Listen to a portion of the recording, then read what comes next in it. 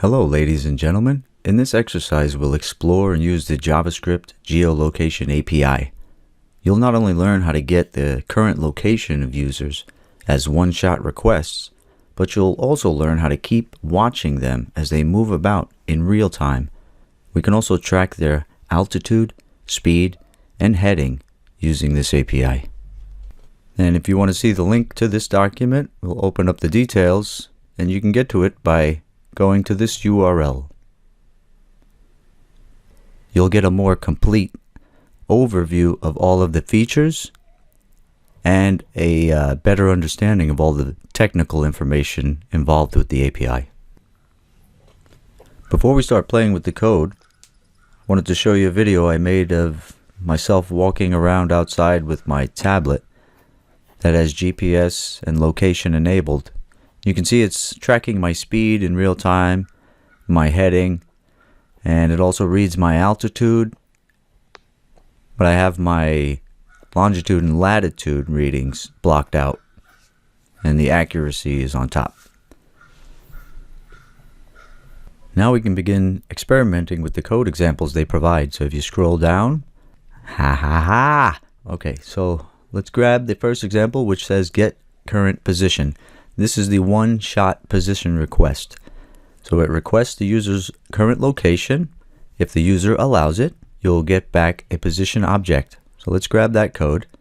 You can open up your favorite code editor and create an example.html file or .php file, whatever you need. So the first thing we'll do is we'll add a script element. Go down a couple of lines and make sure that we close it off. Pop in the code that we copied. You can see in the code that we copied, it says in a comment here, show a map centered at latitude and longitude. Alright, let's just take a look at the code to see what it's doing. We're accessing the navigator object or interface and the geolocation object or interface and using its get current position method.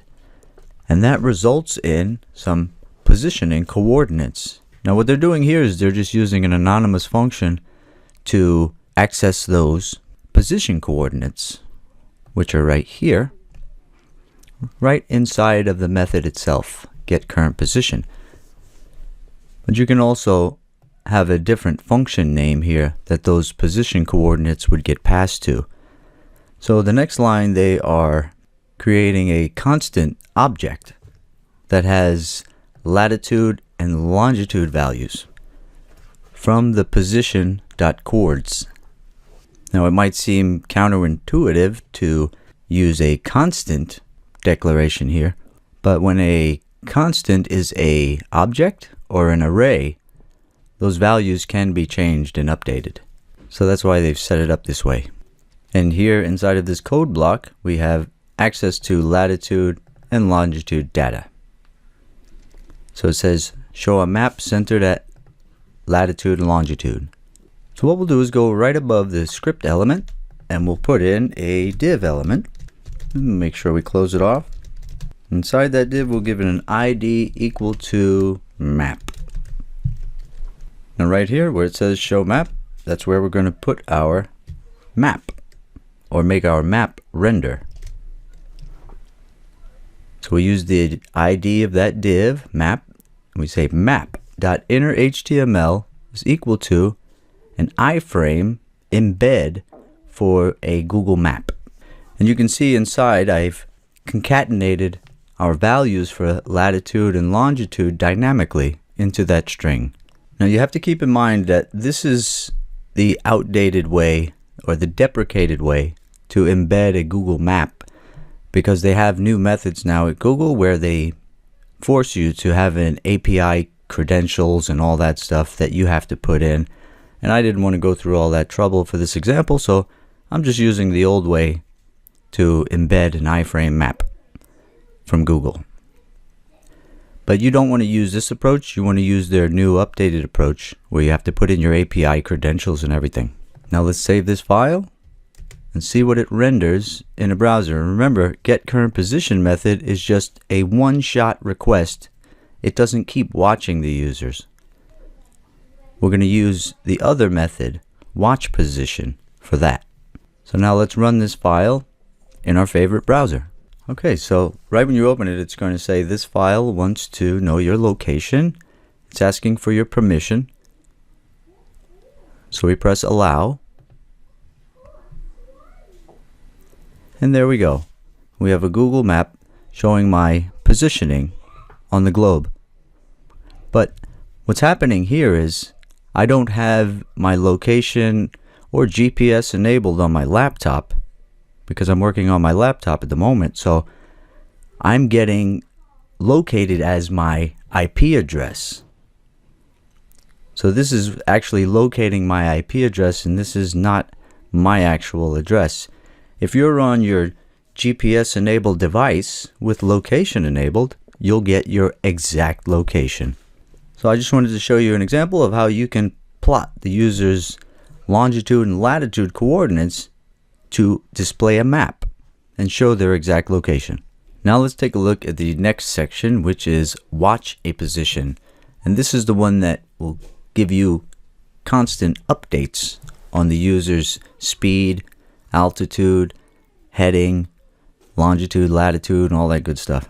And you can see the code for both of these examples is almost exactly the same, just the name of the method is different. But this one is a little bit different because it has the constant of watch ID being equal to the watch position method's watch ID. Okay, so I took that code and I replaced the other code that we were using with the code that I just grabbed, and I only added a console.log line that shows you what the watch ID value is. That's if your program or application or software happens to need the watch ID. So to see that value, all you have to do is open up your console in your developer tools within your browser, and you'll see the watch ID value appear. Alright, so now I'm going to change this code and show you the example that I wrote for the little application that was running when I was outside with my tablet, and you guys were seeing all the speed and heading and all that stuff changing in real time. The div has an ID of details now instead of map, and the request count is a variable I created to show to increment within the success callback function. So you can see I'm using the watch position method, but I'm not assigning a constant or variable for watch ID because I don't need it for this little tiny script. Nothing that this script is doing would need the watch ID. So you can see what we've done here. So for get current position and watch position methods, you can just put your function names for the success callback, error callback, and the options object, which both of these are optional. You don't have to have an error callback function or an options object. All you'd really need is the success callback if you're doing something very simple and you don't need error handling or setting of options. As you can see, here is my function success callback. And we're doing the same thing by grabbing the position data, and then we create the constant object for getting accuracy, latitude, longitude, their altitude, their heading, and their speed, all from the position.coords. Then I just increment the request count to show the application how many times or how quickly the watch position method is firing off. Then I just simply add to the details element up top that div inner HTML equals all of this information that I wanted to show. And you guys saw this script running when I was on my tablet in the beginning of the video. So you can see we have a function error callback, function success callback, and the options object. I just have my options commented out, but you can just have them take effect by enabling them. And all of these options are explained at the API page. Okay, now let's take a look at the next code example they offer. Is stop watching a position. Stop watching for position changes by calling the clear watch method. And here's where the watch ID comes into play, because you can see when we run the clear watch method, we pass the watch ID as a parameter, and that's what clears that specific watch ID. And they even show you how to make a nice little button handler for that, a button click handler. Then the next example, they show you how to handle errors. And I'm not going to be showing any more code examples within this video because they do a fine job of showing code examples. I just wanted to show you how to put the longitude and latitude on a map so you can show a little marker of where the person is. And I also wanted to show how the watch position method shows in real time the user's speed and their heading, and longitude and latitude changing, and their altitude changing as they move in real time, which that last code example I showed does that. So I just wanted to help you get off and running with it. And I wanted to show you this document because, like I said earlier, this document is going to give you the most technical information about this API. And here's the web IDL for the coordinates, the geolocation coordinates interface, which is where the accuracy, latitude, longitude, altitude accuracy, heading, and speed reside.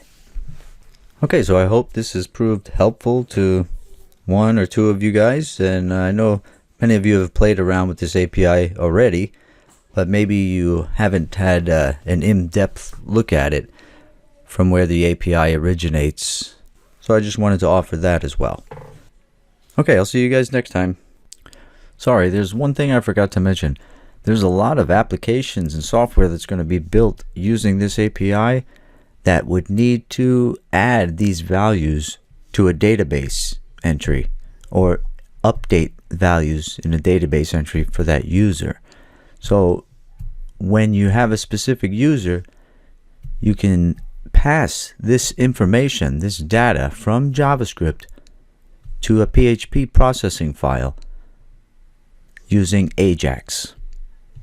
And you don't need any third-party frameworks or anything for that because Ajax is so simple, especially when you're using just post Ajax mechanism. You just post Ajax it to a PHP parsing file, which will then easily be able to just sync it into a database of your choosing. Or if you're using Node, you can do it with that approach. But it's very simple to pass it to a PHP file, and the PHP file can do all of the server-side work of updating your database. And then on the front end of your applications, anybody who wants to see, any other users in your system or members who wants to see where that specific user may be, or even track them in real time if that's what your software does, then you can pull up that user's data from the database and plot them on a map or do any other things you want with it. So I just forgot to mention that while we were working earlier in the video, so I just want to add it in case, because most of the software that would use this API would need to sync these coordinates into a database.